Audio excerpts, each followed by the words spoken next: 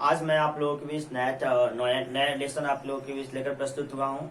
हम लोग लेसन 5 पढ़ चुके हैं। लेसन 5 का ऑब्जेक्टिव भी हम लोग देखें और हम लोग आज नया लेसन जो पढ़ने वाले हैं उसका नाम है आपका वंशागति का आणविक आधार।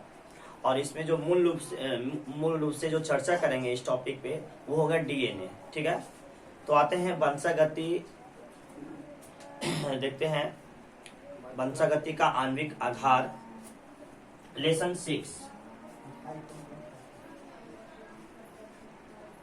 लेसन 6 और ये आपका टॉपिक है आपका वंशागति का आणविक आधार।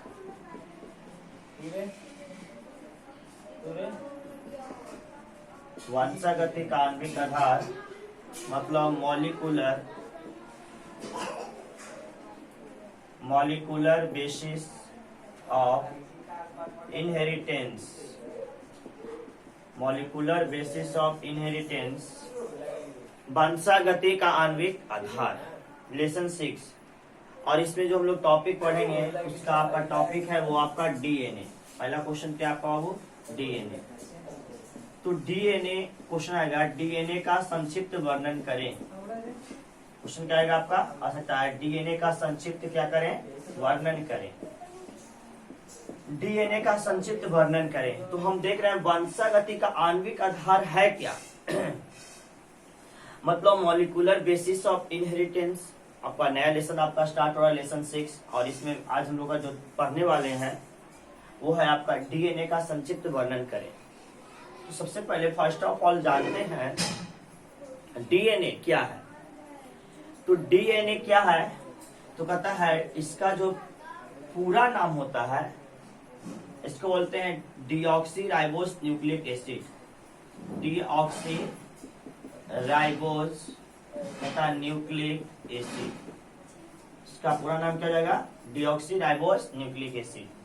आपसे कोई पूछ सकता है कि बताइए डीएनए का पूरा नाम क्या होगा, तो आप बोल सकते हैं डीऑक्सी राइबोस न्यूक्लिक एसिड या डीऑक्सी राइबो न्यूक्लिक एसिड भी कह सकते हैं इसे। अगर पूरा नाम इस तरह से भी कितने लिखते हैं कि डीऑक्सी राइबो न्यूक्लिक एसिड, तो ये इनका पूरा नाम हुआ।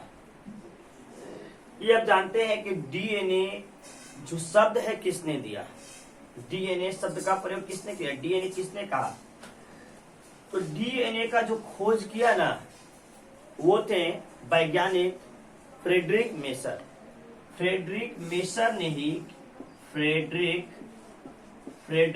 मेसर नामक वैज्ञानिक ने ही सर्वप्रथम डीएनए का खोज किया। डीएनए का क्या किया खोज किया। कोई पूछ सकता है आपको बताइए डीएनए का खोज किसने किया था, तो फ्रेडरिक मेसर ने। देखिए फ्रेडरिक मेसर ने ये जो काम किया था 1869 में। कब किया था फ्रेडरिक मेसर ने ये जो काम किया डीएनए का खोज करने का, कब किया तो 1869 ईस्वी में किया। और कहता है कि देखिए फ्रेडरिक मेसर ने डीएनए को डीएनए नहीं कहा था, डीएनए को उन्होंने क्या कहा था, फ्रेडरिक मेसर ने डीएनए को न्यूक्लिन कहा था। क्या कहा था फ्रेडरिक मेसर ने डीएनए को न्यूक्लिन कहा था। क्यों कहा था न्यूक्लिन, तो बताते हैं आपको।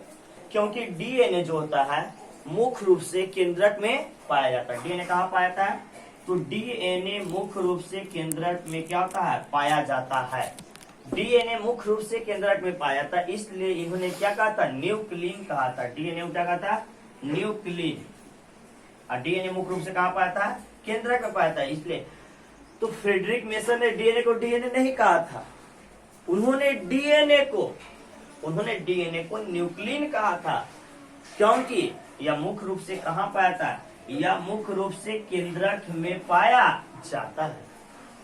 ठीक है, अब देखते हैं, अब जानते हैं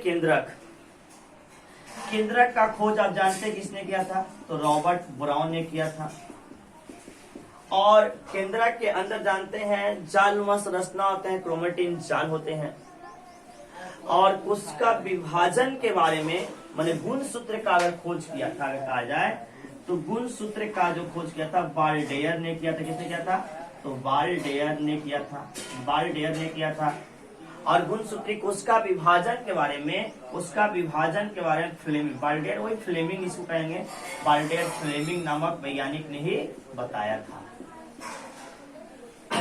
तो यहाँ पे बात स्पष्ट हुई कि डीएनए जो पाया जाता है ये केंद्रक होता है, मान लीजिए, और केंद्रक के अंदर ही डीएनए इस तरह से जालनुमा संरचना के रूप में पाए जाते हैं। डीएनए कहता है कि यह इसे जेनेटिक मटेरियल कहा जाता है। डीएनए को जेनेटिक मटेरियल माने आनुवांशिक पदार्थ कहा जाता है। डीएनए को डीएनए क्या कहता है? आनुवांशिक पदार्थ कहा जाता है। आनुवांशिक, इससे आनुवांशिक पदार्थ कहा जाता है डीएनए को आनुवांशिक पदार्थ का मतलब इससे बोल सकते हैं जेनेटिक मटेरियल कहा जाता है। बहुत इंपॉर्टेंट क्वेश्चन आपका ये है। ये क्वेश्चन बार बार बोर्ड में आपके इंटरमीडिएट के एग्जाम में पूछा जाता है, ऑब्जेक्टिव है ना। बताइए आनुवांशिक पदार्थ किसे कहा जाता है? तो डीएनए को ही आनुवांशिक पदार्थ कहा जाता है, क्योंकि इसके कारण ही तो माता पिता के गुणीय लक्षण संतान में पाए जाते हैं। इसलिए है ना, डीएनए को आनुवांशिक पदार्थ कहा जाता है। जानते हैं डीएनए कैसे हम पता करते हैं? डीएनए के द्वारा ही कैसे हम डीएनए जानते हैं किसी भी चीज को? तो डीएनए के हम मान लीजिए कि पेरेंट्स हैं। अब ये पेरेंट्स हैं, ये मान लीजिए कि फादर है, ये मदर है, और इनसे उत्पन्न संतान है। अब इनसे उत्पन्न संतान है, ये दोनों से उत्पन्न संतान जो हुए संतान। अब मान लीजिए कि भैया है, ये भाभी है, और भैया भाभी से उत्पन्न एक संतान हुआ, और ये संतान और जो भैया की जो माँ हुई, अब माँ से कोई शिकायत दर्ज कर दिया, जी देखिए आपका ये संतान ही आपका नहीं है, कोई और के लगता है। तो देखा चाची, देखा तो मतलब कि पोतवा लगता है, आपका नहीं है। तो वहां पे क्या होता है? कंफ्यूजन हो जाता है, और जो चाची है घर पे जाके यहाँ पे मैटर बिगड़ जाता है। अब इसके लिए क्या, अब बताइए संतान है या नहीं इनका, है ना? तो इससे कैसे पता चलेगा? अब इसके लिए बाबू का जो है डीएनए इससे फादर से क्या होगा? मैच होगा। तो इससे मैच होगा। अगर मान लीजिए कि मैच कर गया, तो मान लीजिए कि मैच कर गया तो डीएनए तो सही है। अगर ये मैच नहीं किया तो क्या देगा? डीएनए मतलब उसका नहीं है वहां पे, मतलब कि उलझने कर सकते हैं, बात विवाद घर में क्या हो सकती है? बढ़ सकती है। अगर मिल गया तो बात विवाद तो नहीं बढ़ेगी।